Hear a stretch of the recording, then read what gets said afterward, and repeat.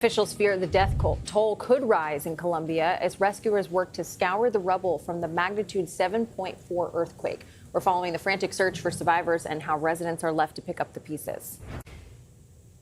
And for more on that, I want to bring in Eric Beaucé. He is an associate research scientist at Columbia Climate School, studying the behavior of fault systems. Really appreciate you joining us today.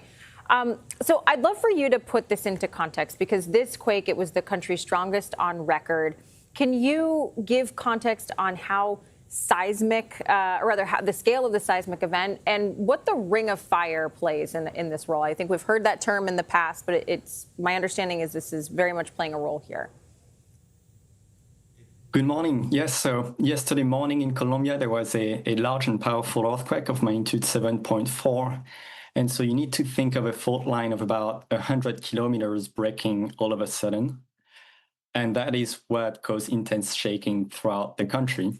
It was a deep earthquake. It took place at about 70 miles beneath the surface, which somewhat contributed to limiting the intensity of the shaking, but it also contributed to shaking a very wide area.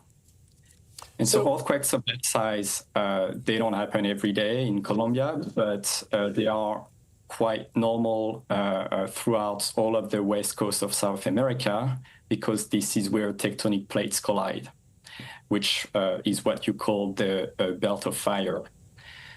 And there it is what we call a subduction zone, meaning that the tectonic plate that makes up the bottom of the Pacific Ocean is diving under South America. And it is the diving motion that causes earthquakes like the one we saw yesterday. So why did then the largest cities of Bogota and Medellin not see as much damage, despite folks there reporting some very intense shaking?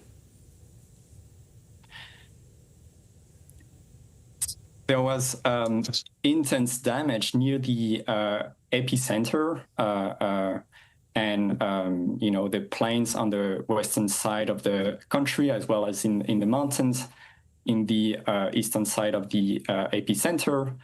But then the capital, Bogota, was about 250 miles away from the epicenter, and it is thanks to this distance that we didn't observe the same intensity of shaking as near the epicenter.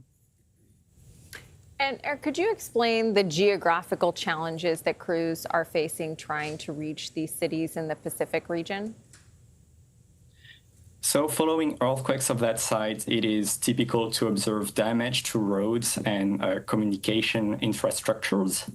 And while I don't know exactly the situation right now in Colombia, but we can know for sure that aid and rescue efforts have to face significant logistical challenges. All right, Eric Beaucé, we really appreciate you joining us. Thank you.